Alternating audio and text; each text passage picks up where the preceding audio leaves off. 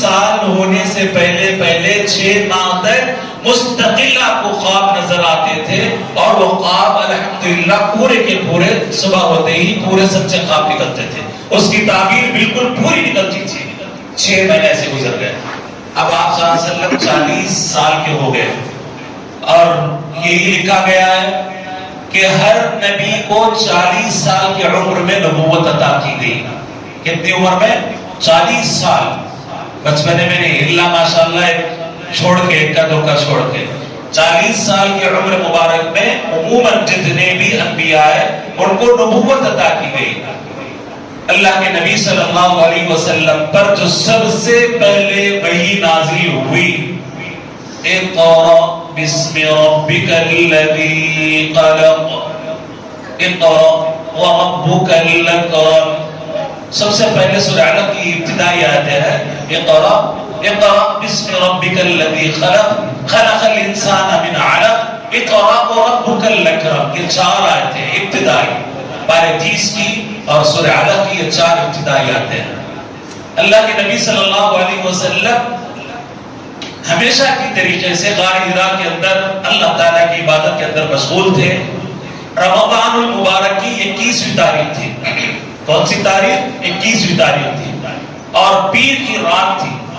حضرت جبرائیل امین تشریف فرما ہوئے، آنے کے بعد اللہ کے نبی صلی اللہ علیہ وسلم کو زور سے دبوچا، اپنے سینے سے لگا، اور سینے سے لگانے کے بعد زور سے دبانے کے بعد کہا اقرأ، پڑھیے، اقرأ بسم ربک الذی خلق۔ اس کے بعد دوسرا ہے، پہلے آپ نے کہا کہ اقرأ، پڑھیے۔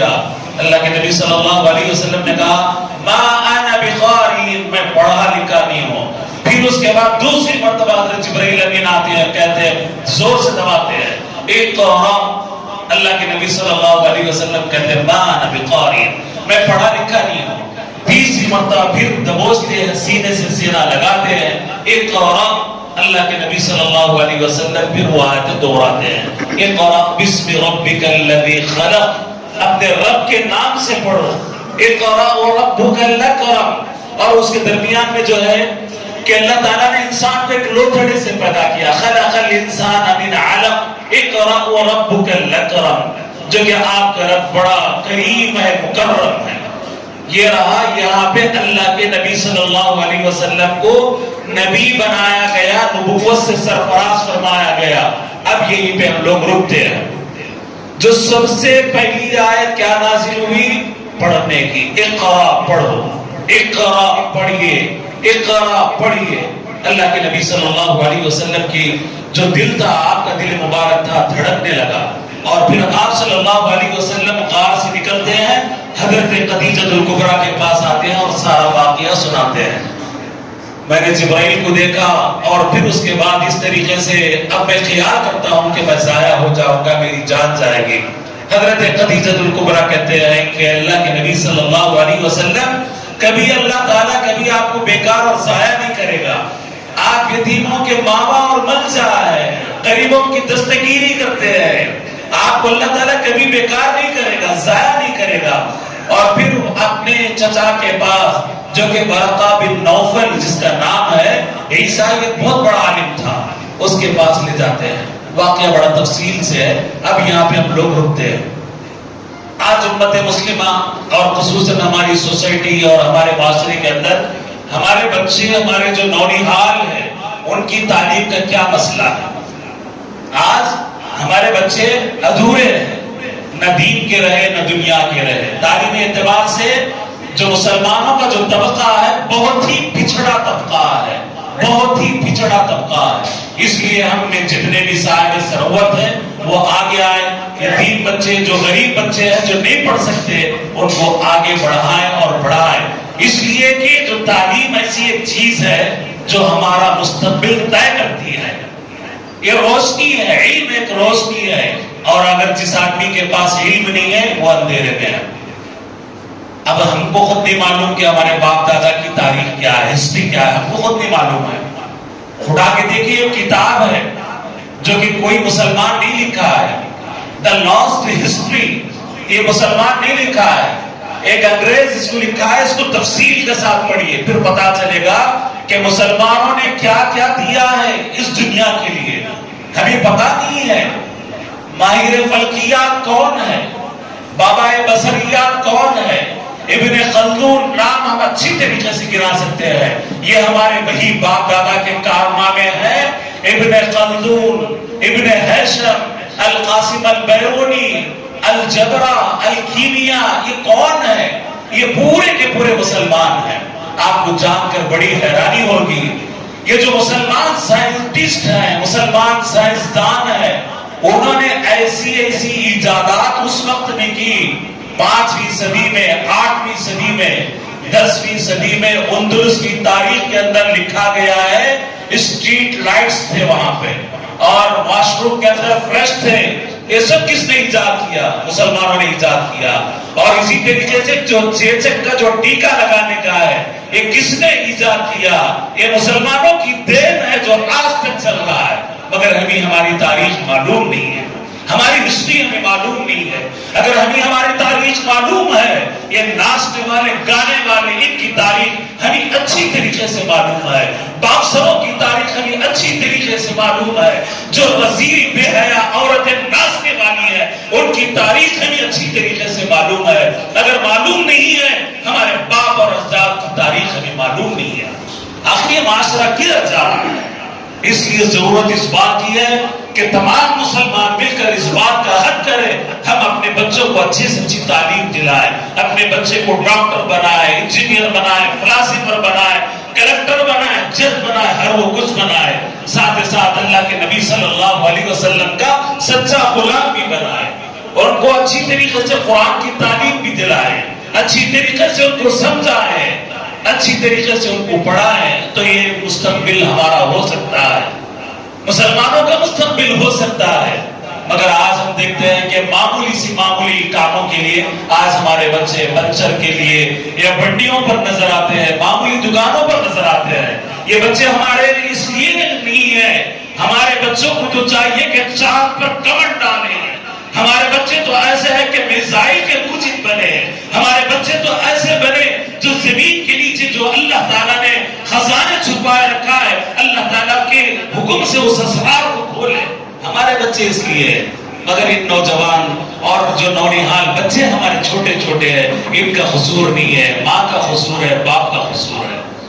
آج ہمارے پاس کروڑوں میں ولیمہ ہوتا ہے، لاکھوں میں ہوتا ہے، کسی کے کان پر جوں تک نہیں رکھتی ہے، یتیم اور بیواؤں کے بچے بلک رہے ہیں، ایسے بھی بچے ہیں جو تعلیم حاصل کرنے کے لیے بلک رہے ہیں، مگر کوئی دستگیری کرنے والا نہیں ہے۔ یاد رکھو، اگر یہی رویہ رہے گا تو پھر ذلت اور خواری سے کوئی اس دنیا کے اندر مسلمانوں کو نہیں بچا سکتا ہے۔